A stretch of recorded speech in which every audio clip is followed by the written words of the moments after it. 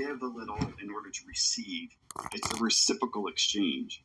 And so that was kind of the mode that I had always tacked onto from the beginning. And a lot of that was just done from, me trying to engage in those other realms by drawing and writing and scribbling things out as a way of trying to communicate with those other realms. I see you, I acknowledge your presence. And then everywhere I went, I just always had that desire for those other realms to manifest. And I don't think it always, it doesn't always happen. And I also think that there is a tendency for people that I've worked with to think, well, I don't see the kind of things you do.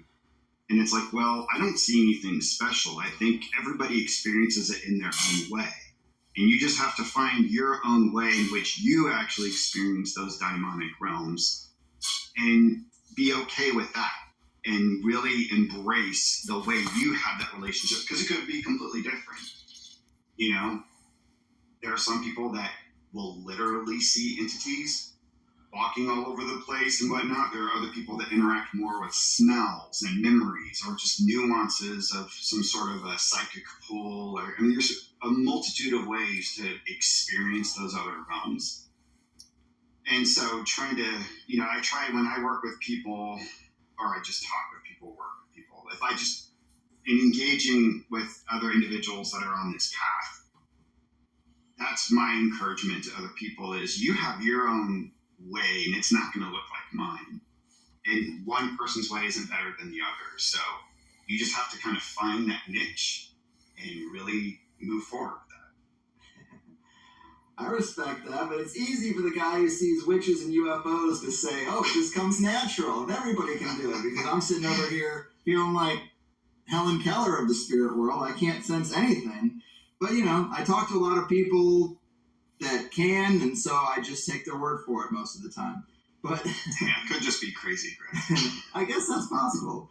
And I mentioned the wounded healer archetype, something that I'm noticing more and more.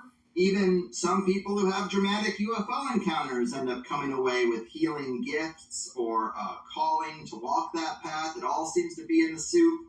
But another theme that keeps coming up for us here is the power of energy healing. And you wrote in the book that of all the things you've seen, the results from a woman named Patty that you worked with were some of the most impressive. What is the story there?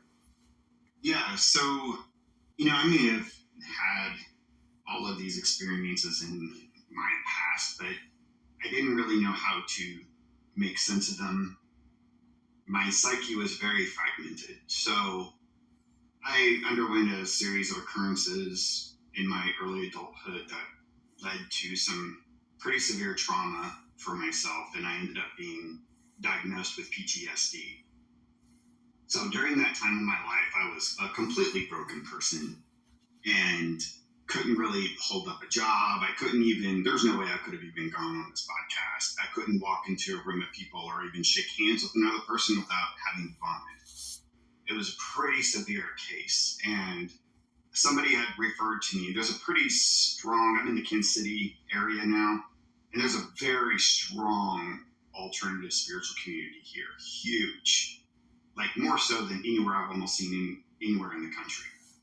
And I had interacted with someone who had referred to this alternative healer, and that's not her real name, Patty. I just referred to her out of respect of her wanting to remain anonymous.